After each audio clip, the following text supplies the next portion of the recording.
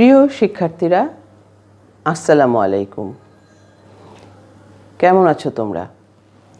আশা করি আল্লাহর অশেষ রহমতে তোমরা সবাই সুস্থ আছো এবং নিরাপদে আছো। এবং সুস্থ থাকার জন্য যা করণীয়, অর্থাৎ এখনকার প্রয়োজনীয় স্বাস্থ্যবিধি যেগুলো আছে সেগুলো অবশ্যই মেনে চলছো। আমি লায়লা নার্গিস কামাল, সহযোগী অধ্যাপক, অর্থনীতি বিভাগ, ঢাকা কলেজ, তোমাদেরকে আমার অনলাইন ক্লাসে স্বাগত জানাচ্ছি। আমি মাস্টার্স শেষ পর্বের ছাত্রদের পড়াচ্ছি ম্যাক্রো ইকোনমিক্স। ম্যাক্রো ইকোনমিক্সের আমি যে চ্যাপ্টারটি তোমাদের পড়াচ্ছি সেটি হচ্ছে মানি ডিমান্ড এবং মানি সাপ্লাই। মানি ডিমান্ড এবং মানি সাপ্লাইয়ের যে টপিকটি নিয়ে আজ আমি তোমাদের সঙ্গে আলোচনা করব সেটি হচ্ছে supply of money, elements of supply of money, determinants of supply of money, reasons for change in supply of money এবং মানি মাল্টিপ্লায়ার। তো সর্বপ্রথমেই আমরা যেটি দেখব সেটি হচ্ছে সাপ্লাই অফ মানি বা অর্থের যোগান।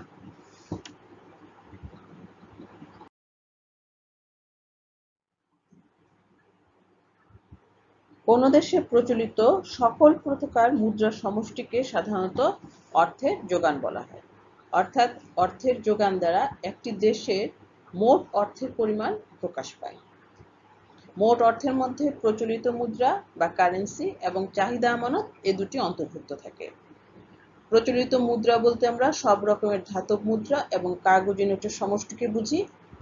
আর ব্যাংকের চাহিদা আমানত হচ্ছে সেই আমানত যেটি থেকে আমানতকারী চাওয়া মাত্রই অর্থ তুলে আনতে পারে।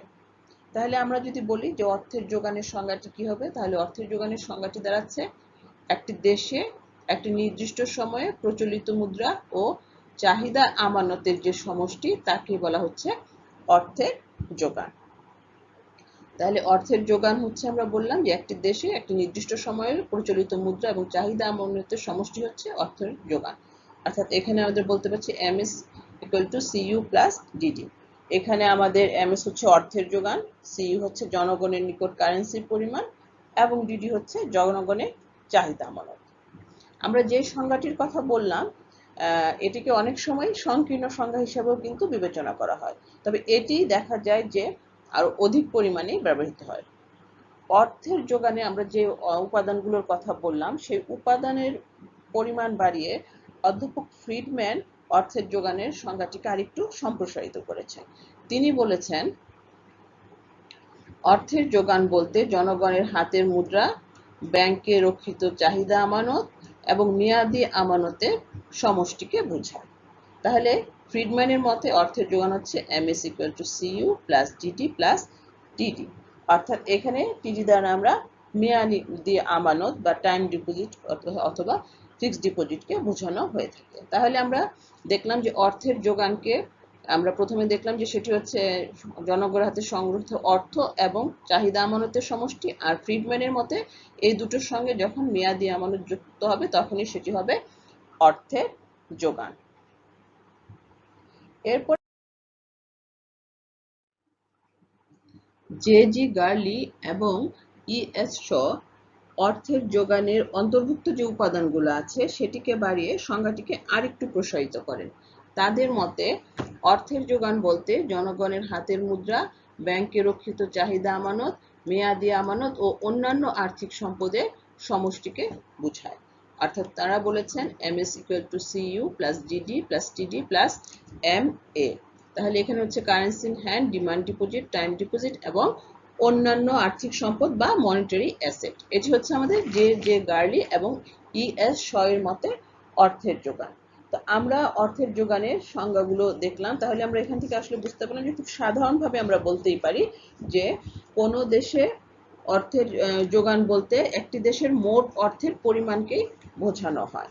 তবে আমরা অর্থের যদি ফাংশনগত দিকটি চিন্তা করি তাহলে অর্থ সরবরাহ বা অর্থের যোগান বলতে বুঝি হচ্ছে হলো MS equal to DD plus CU এবং এটিকে সাধারণত বলা হয় যে সংকীর্ণ অর্থে অর্থের যোগানের সমীকরণ।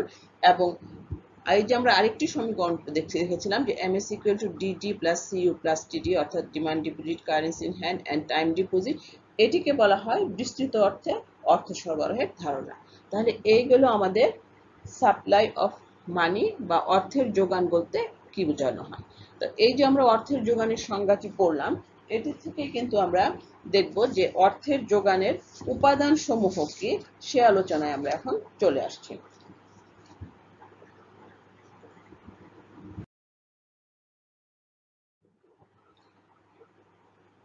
অর্থের সরবরাহের বা অর্থের যোগানের যে উপাদান, সেটা কিন্তু মূলত আসলে অর্থের সংজ্ঞার উপরে নির্ভর করবে, এবং বিশ্বের বিভিন্ন মনিটারি যে অর্থনীতিবিদ আছেন তাদের মধ্যে কিন্তু এই ব্যাপারে বেশ মতানৈক্য রয়েছে, এবং দেখা যায় যে এই জন্য বিভিন্ন দেশে অর্থ সরবরাহকে ভিন্ন ভিন্নভাবে চিহ্নিত করা হয়। যেমন যুক্তরাষ্ট্রে অর্থ সরবরাহের তিনটি ধারণা ব্যবহার করা হয়, সেখানে হচ্ছে M1, M2 এবং M3।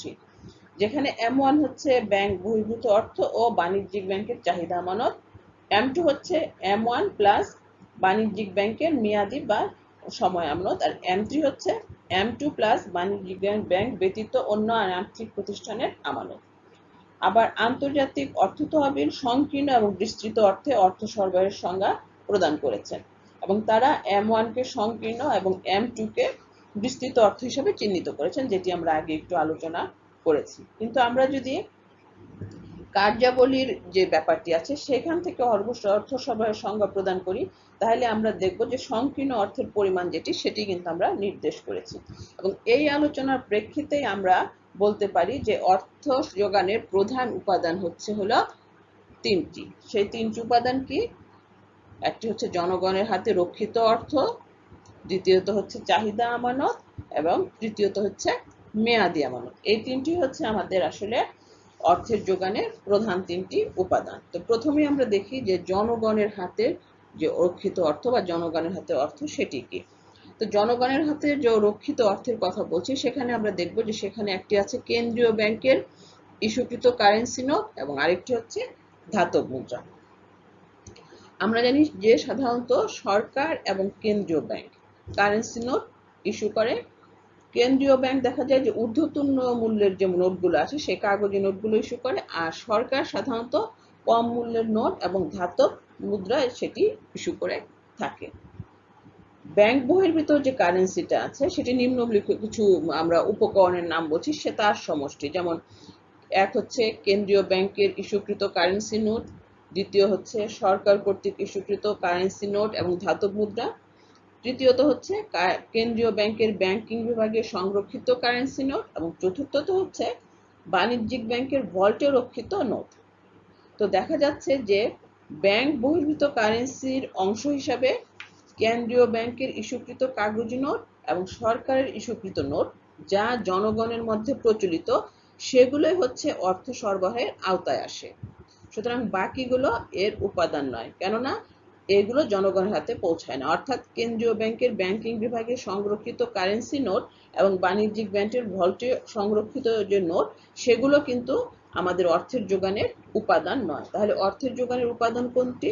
অর্থের যোগানের উপাদান হচ্ছে আমাদের কেন্দ্রীয় ব্যাংকের ইস্যুকৃত কারেন্সি নোট এবং সরকার কর্তৃক ইস্যুকৃত কারেন্সি নোট এবং ধাতব মুদ্রা। এটি হচ্ছে অর্থের যোগানের প্রধান উপাদানের যে প্রথম উপাদানটি আছে, অর্থাৎ জনগণের হাতে রক্ষিত অর্থ, সেটির যে উপাদানগুলো আছে সেটি আমরা জানলাম। এরপরে আমরা যেটি দেখতে যাচ্ছি সেটি হচ্ছে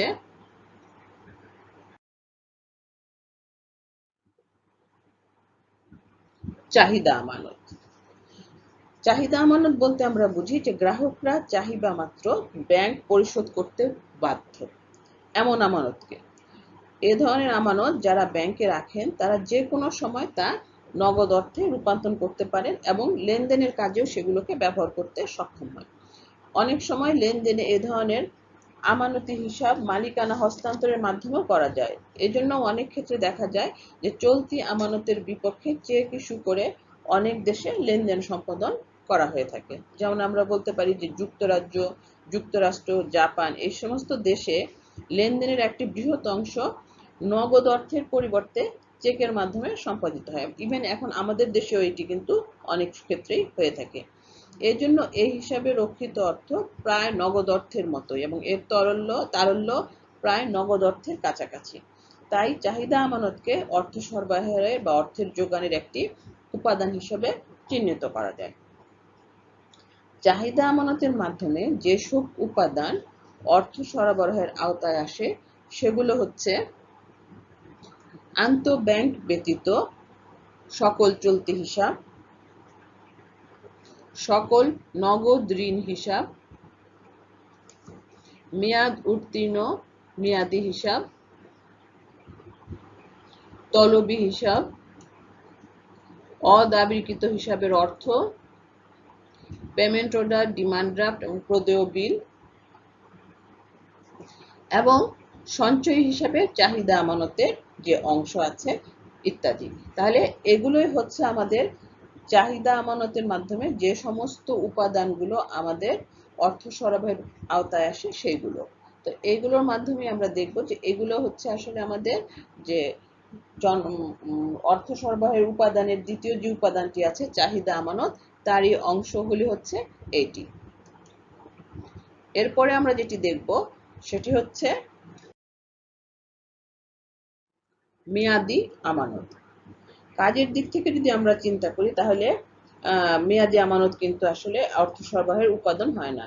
বিস্তৃত অর্থে এটি একটি সরবরাহের উপাদান।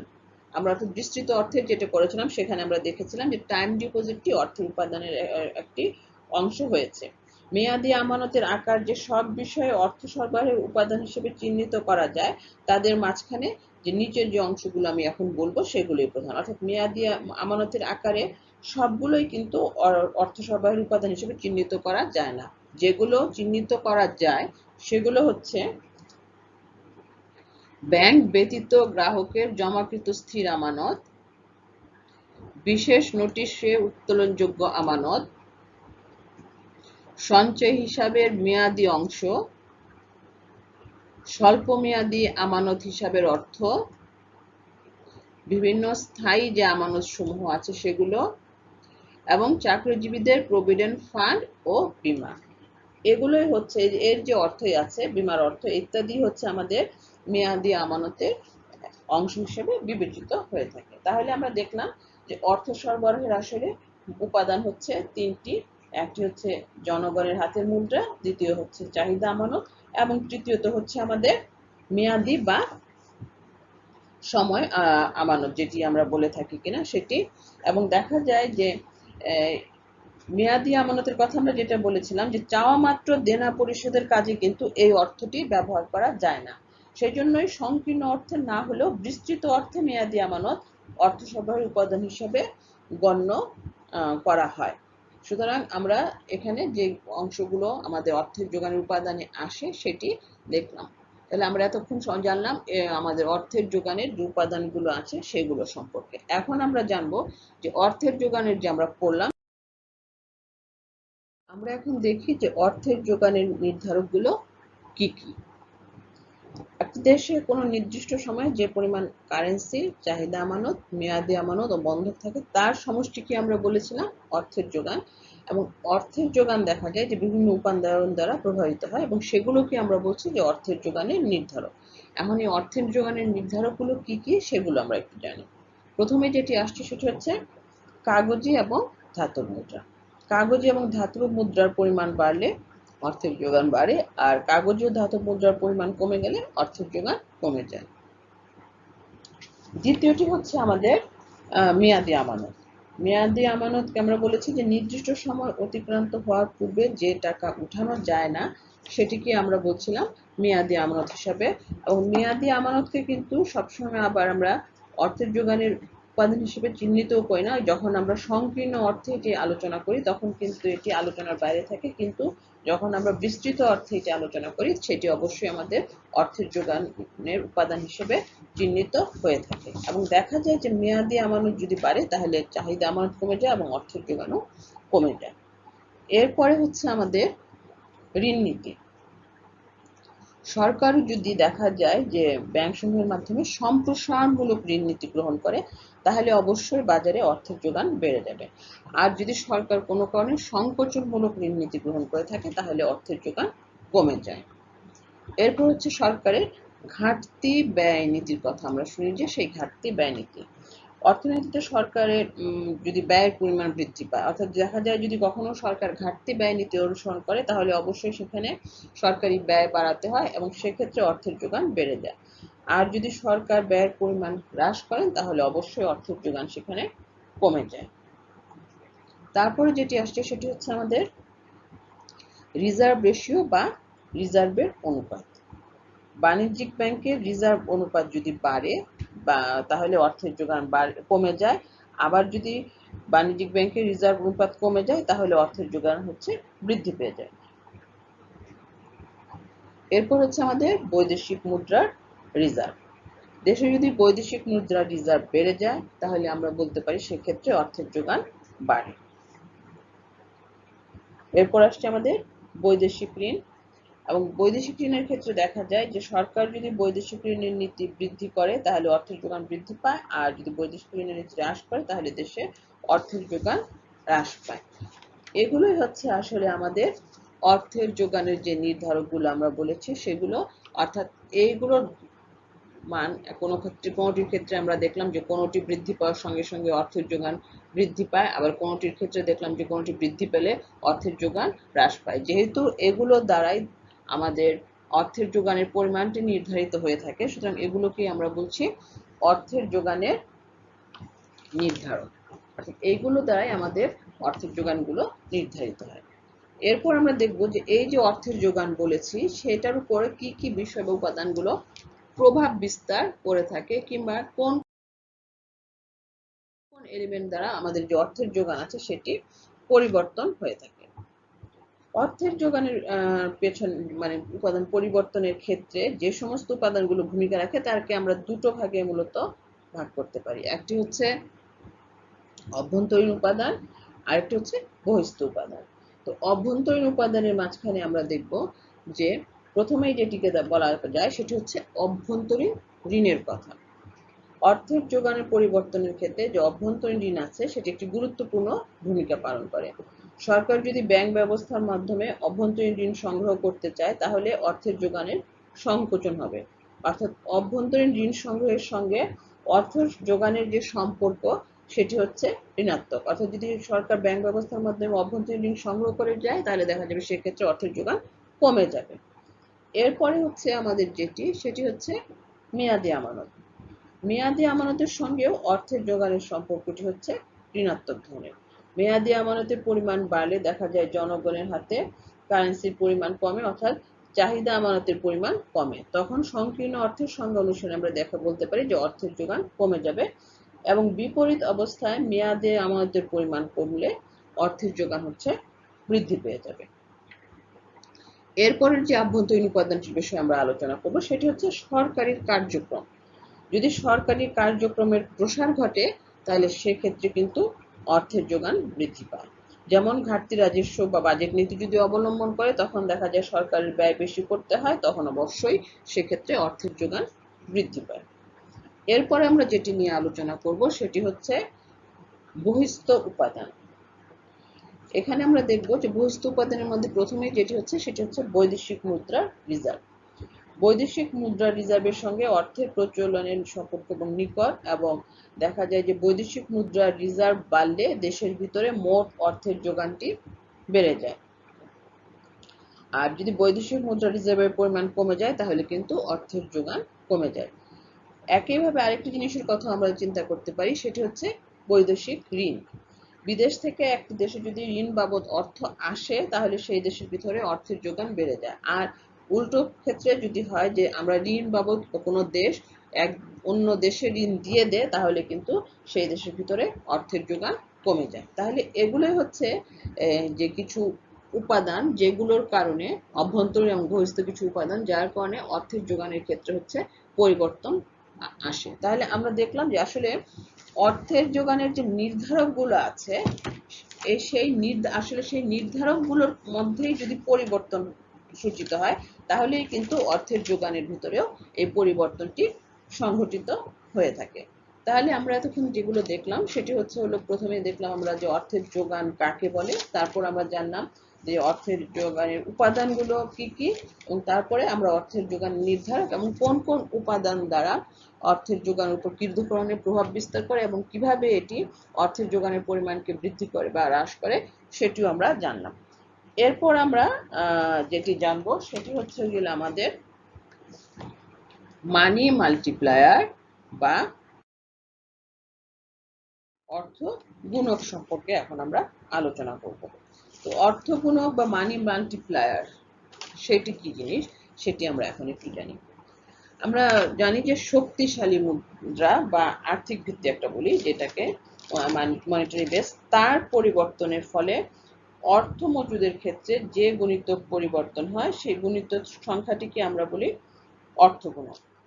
তাহলে আমরা বলছি যে শক্তিশালী মুদ্রার পরিবর্তনের ফলে অর্থের মজুদ বা অর্থের যোগানের ক্ষেত্রে যে গুণিতক পরিবর্তন হয় সেই গুণিতক সংখ্যাটিকে আমরা বলছি হচ্ছে অর্থগুণক, বা আমরা এভাবেও বলতে পারি অর্থ বা মুদ্রা গুণক হচ্ছে মোট অর্থ সরবরাহ এবং আর্থিক ভিত্তি অথবা শক্তিশালী যে মুদ্রা সরবরাহ আছে তার অনুপাত, সেটিকে আমরা বলছি অর্থ গুণক। অর্থাৎ অর্থ গুণক তাহলে আমরা কি বলছি যে অর্থ বা মুদ্রা গুণক হচ্ছে মোট অর্থ সরবরাহ এবং আর্থিক ভিত্তি বা শক্তিশালী মুদ্রা সরবরাহের যে অনুপাত।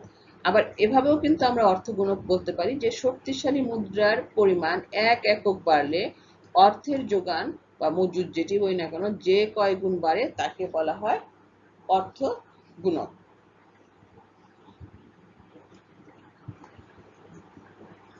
বা আমরা বলতে পারি শক্তিশালী মুদ্রার পরিবর্তন দ্বারা অর্থের যোগানের পরিবর্তনকে ভাগ করলে যা পাওয়া যায় তাই হচ্ছে আমাদের অর্থ গুণক। তাহলে আমরা অর্থ গুণকের যে সংজ্ঞাটি দেখছি তাহলে আমরা বিভিন্নভাবে কিন্তু এটিকে ডিনোট করতে পারছি। প্রথমে আমরা যেটি জেনেছি সেটি বলেছিলাম যে অর্থ বা মুদ্রা গুণক হচ্ছে মোট সরবরাহ অর্থের মোট সরবরাহ এবং আর্থিক ভিত্তি বা শক্তিশালী মুদ্রা সরবরাহের অনুপাত, এবং তারপরে বলেছি যে শক্তিশালী মুদ্রার পরিমাণ 1 একক বাড়লে অর্থের যোগান যে কয় গুণ বাড়ে তাকে আমরা বলি অর্থগুণক। আরেকটি বললাম শক্তিশালী মুদ্রার পরিবর্তন দ্বারা অর্থের যোগানের পরিবর্তনকে ভাগ করলে যা পাওয়া যায় তাই হচ্ছে অর্থগুণক।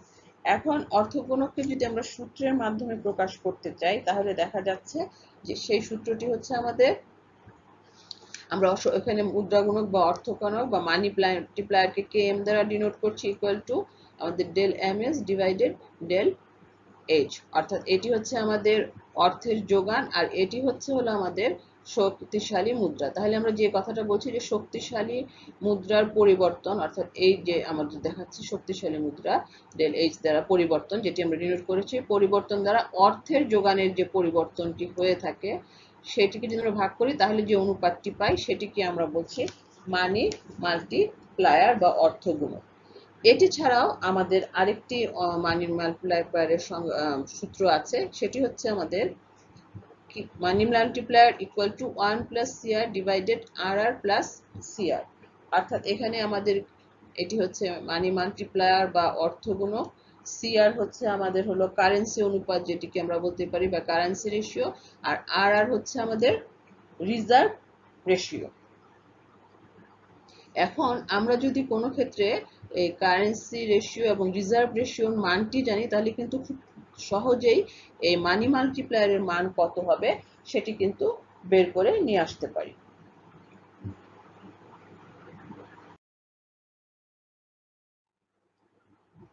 আমাদের এখানে আমরা দেখতে পাচ্ছি যে আমাদের এখানে রিজার্ভ রেশিও এবং কারেন্সি রেশিও এই দুটোর মান দেওয়া আছে।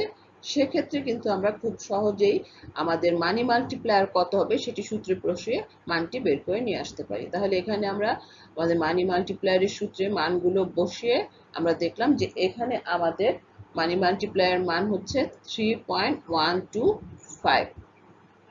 এটি হচ্ছে আমাদের মানি মাল্টিপ্লায়ার মান যেটি আমরা কিনা এই সূত্রের সাহায্যে অতি দ্রুতই বের করে ফেলতে পারছি।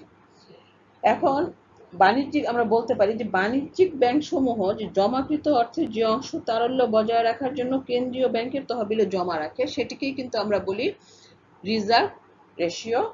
আর এখানে দেখা যায় যে রিজার্ভ রেশিও যত বেশি হয়, এটার মান যত বেশি হবে অর্থগুণকের মান কিন্তু ততই কম হবে, সেটিও আমরা কিন্তু এখানে দেখাতে পারছি। অর্থাৎ এখানে যদি আমি রিজার্ভ রেশিওর মানটি বাড়িয়ে দেই কারেন্সি রেশিও যা ছিল তা থেকে, তাহলে সেক্ষেত্রে আমার মানি প্লান্ট মাল্টিপ্লায়ারের মানটি কত হচ্ছে সেটি আমরা এখন বের করব। তাহলে এখানে যদি আমি মানি মাল্টিপ্লায়ারের মানটি বের করি, অর্থাৎ রিজার্ভ রেশিওটা আগে ছিল আমাদের 15%, এখন আমরা দেখাচ্ছি এখানে 20%, সেক্ষেত্রে দেখছি যে আমাদের মানি মাল্টিপ্লায়ারের মানটি হচ্ছে 2.77, অর্থাৎ যেটি আগে ছিল 3.125, এখানে হচ্ছে 2.777, অর্থাৎ রিজার্ভ রেশিও যত বেশি হবে অর্থগুণকের বা মানি মাল্টিপ্লায়ারের মান কিন্তু ততই কমে আসছে। আর আমরা অন্যদিকে বলি যে জনগণ তাদের প্রচলিত মুদ্রা বা কারেন্সির যে অংশ বিভিন্ন মেয়াদে ব্যাংকে আমানত হিসাবে জমা করে তাকে আমরা বলছি কারেন্সি রেশিও বা কারেন্সি অনুপাত, এবং কারেন্সি রেশিও যত বেশি হবে অর্থগুণকের মানও কিন্তু তত কম হয়ে আসবে।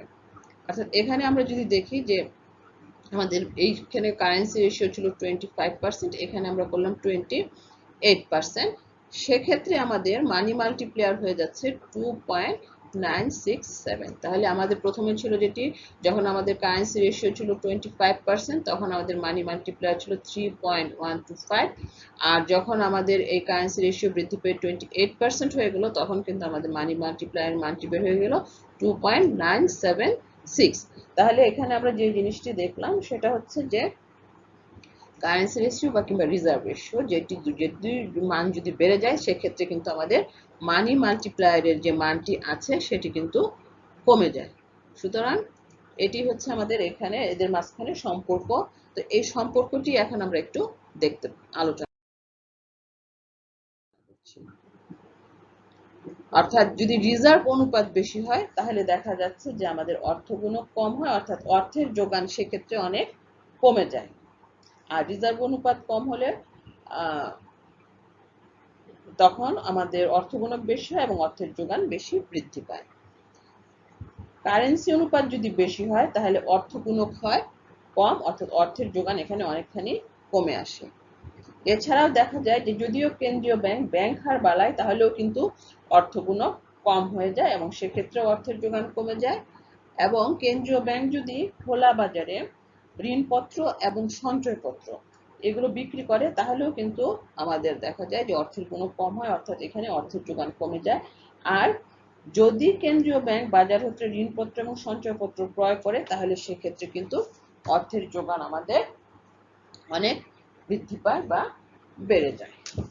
এখন আমরা আবার একটু দেখব যে এই যে আমরা এদের মানি মাল্টিপ্লায়ার সম্পর্কে জানলাম সেই মুদ্রাগুণকগুলো কি কি উপাদানের উপরে নির্ভর করে।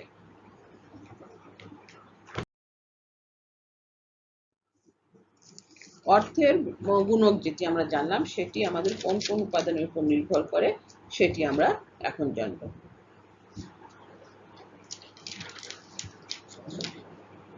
আমাদের যে অর্থগুণক আছে সেটি যে যে উপাদানের উপর নির্ভর করে সেটিকে আমরা আবার বিভিন্ন ভাগে ভাগ করতে পারি। তার মাঝখানে প্রথমে হচ্ছে যেটি সেটিকে আমরা বলছি আর্থিক উপাদান।